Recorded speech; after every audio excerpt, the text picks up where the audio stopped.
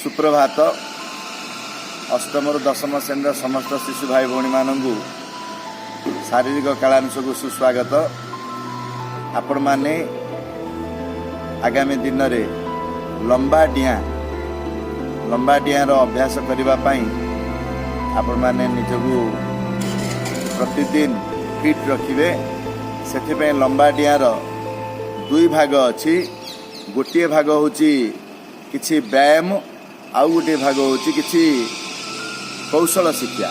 आज आम लंबा डियार व्यायाम विषय अभ्यास करवा।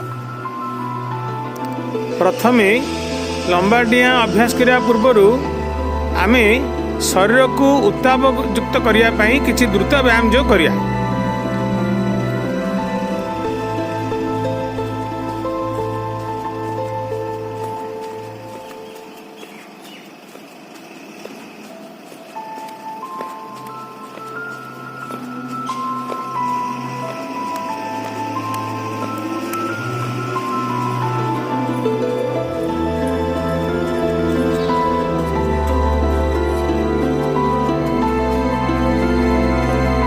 देखो गोड़ आगू पछु होची, साइड को जाउची, अंटार हाथ अच्छी।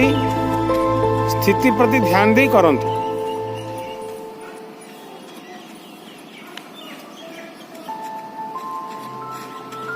गोटे गोटे गोड़ उठुची, हाथ को स्पर्श करची।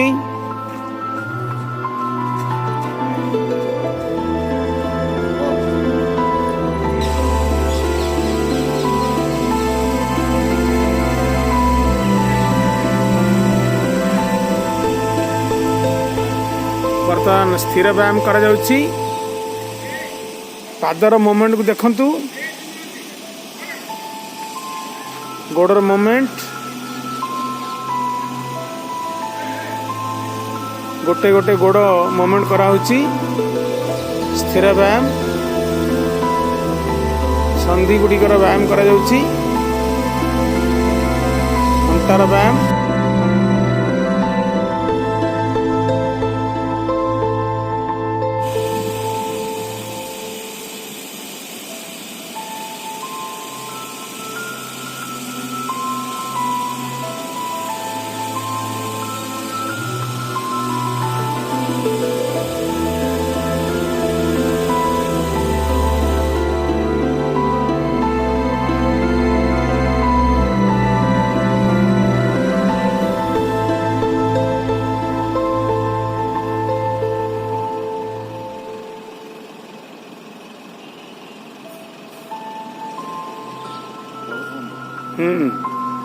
बर्तमान आम हाथ मुठा करी धीरे धीरे घुराऊचे।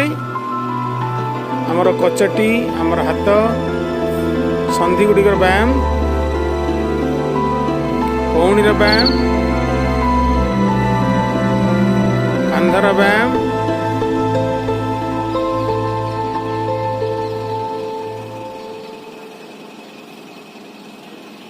हाथ को धीरे धीरे घुरेवा।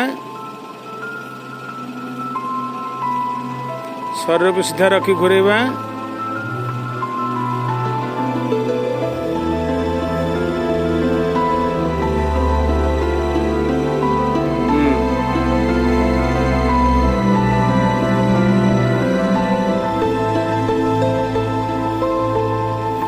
आगू पछू।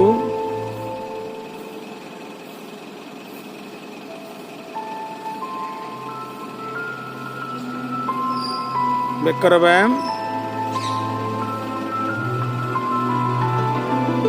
जो स्पॉन्डिलाइटिस होगा स्पॉन्डिलाइटिस हम ना, बेक लगे ना, बेकर स्नायु ठीक रहिबो।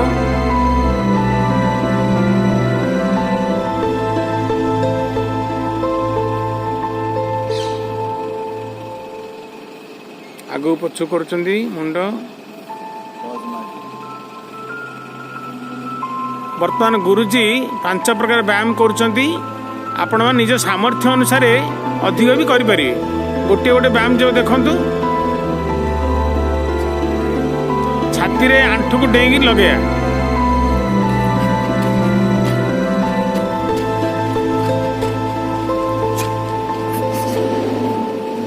दी साइड को स्ट्रेच करिया। देखु कर हाँ डेंगिरी करिया टिके टिके स्लो डेंगिरी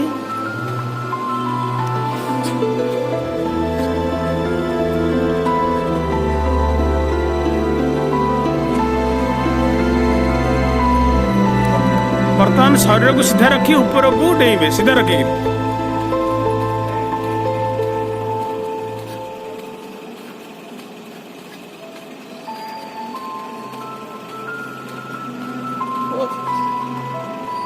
बर्तमान हाई थाई एक्शन देखी दिखाते कि करछंदी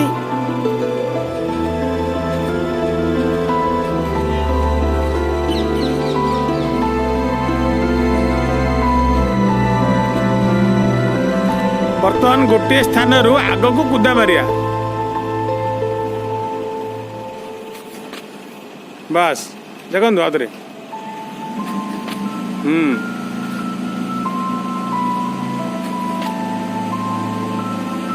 सुप्रभात अष्टम दशम श्रेणी समस्त शिशु भाई भौणी मानक शारीरिक कलांश को सुस्वागत।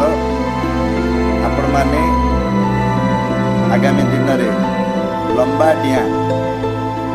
डिया अभ्यास करने आपण माने निजकू प्रतिदिन फिट रखिए। से लंबा डियार दुई भाग अच्छी गोटे भाग होची किछि व्यायाम आउ गोटे भाग होची किछि कौशल शिक्षा। आज आम लंबा डियार व्यायाम विषय अभ्यास करबा। प्रथमे लंबा डिया अभ्यास करिया पूर्वरु आमे शरीर को उत्ताप युक्त करिया पई किछि द्रुत व्यायाम जो करिया।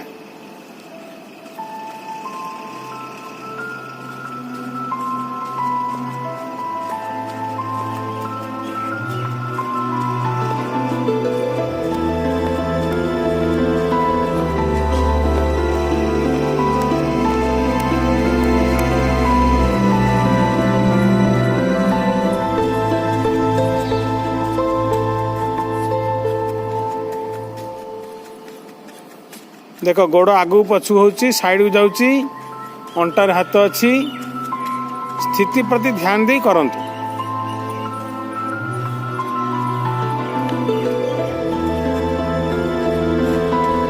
गोटे गोटे गोड़ उठुची हाथ को स्पर्श करची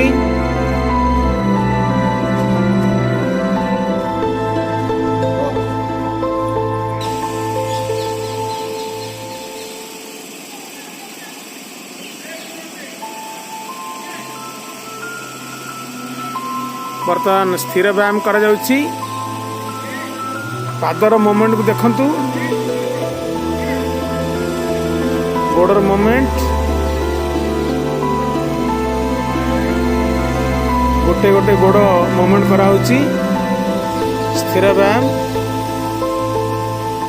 संधि गुड़िकर व्यायाम करा जाउची। अंटार व्यायाम